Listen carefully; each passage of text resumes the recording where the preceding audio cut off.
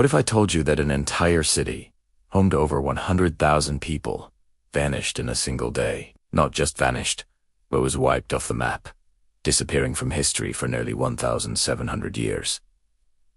This isn't a myth or a legend. It's the true story of Pompeii, a bustling Roman city that met a fiery end on one of the most terrifying days in human history. And what archaeologists found centuries later would send a shiver down the spine of the entire world. Imagine a vibrant, sun-drenched city nestled at the foot of a lush, green mountain.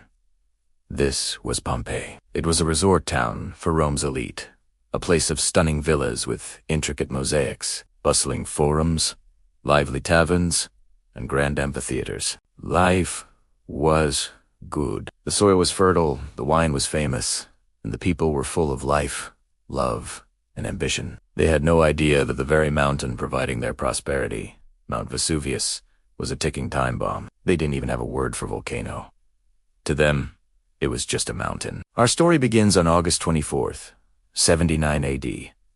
The morning started like any other, but with a subtle, unnerving tremor. Earthquakes were common in the region, so while people were on edge, few panicked. They went about their day, shopping in the market, baking bread, and preparing for the evening's festivities. But around 1 p.m., a deafening explosion shattered the peace. A colossal column of smoke, ash, and pumice stone shot miles into the sky, blotting out the sun and plunging the vibrant city into an eerie, terrifying darkness. This wasn't just an eruption. It was an explosion with the force of hundreds of atomic bombs. The sky began to rain down not water, but a thick, heavy blanket of lightweight pumice stones and hot ash. It piled up at an astonishing rate, several inches every hour. The weight caused roofs to collapse, trapping families inside their homes. The air became a choking mixture of sulfurous gas and fine ash, making every breath a struggle for survival. Panic set in. People grabbed their most precious belongings and fled, desperately trying to escape the city through the suffocating darkness and falling debris. Some tried to reach the sea, hoping to escape by boat, while others huddled in their homes, praying for the nightmare to end. For those who couldn't escape, the worst was yet to come. As night fell, a new, more terrifying phase of the eruption began. Pyroclastic flows superheated avalanches of gas, rock, and volcanic ash surged down the slopes of Vesuvius at speeds over 100 miles per hour.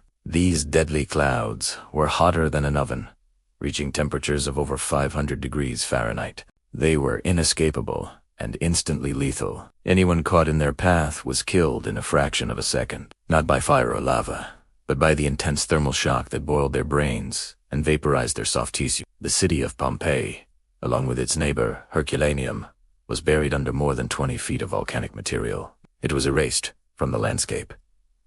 Gone. For centuries, the story of Pompeii faded into legend, a lost city mentioned only in ancient texts. It wasn't until 1748 that explorers, digging for artifacts, stumbled upon the ruins. What they discovered was beyond anything they could have imagined. Pompeii hadn't been destroyed in the way other cities are. It had been perfectly preserved. The thick layer of ash acted like a time capsule, protecting buildings, art, and everyday objects from the ravages of time. Archaeologists found loaves of bread still in the ovens, coins scattered on shop counters, and vibrant frescoes still adorning the walls of villas. It was a snapshot of Roman life, frozen at the exact moment of disaster.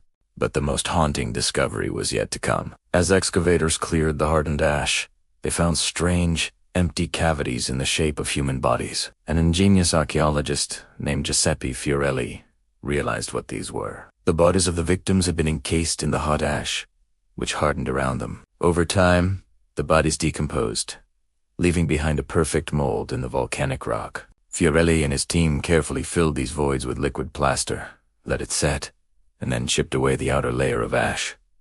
The results were chilling. They revealed the final moments of the people of Pompeii in excruciating detail. A mother holding her child, a group of people huddled together in a cellar, a man curled up in the fetal position, trying to shield his face, a dog, still chained to its post, writhing in its final agony. These weren't just skeletons. They were lifelike statues capturing the very last second of life. They were found in the positions they died in, their clothes, their hair, and the terrified expressions on their faces all preserved. It's a deeply human and heartbreaking gallery of final moments. We see a wealthy woman adorned with gold jewelry, a gladiator in his barracks, a priest near a temple. Each plaster cast tells a personal story of terror and desperation. Looking at these figures, we're not just looking at history, we're looking at people.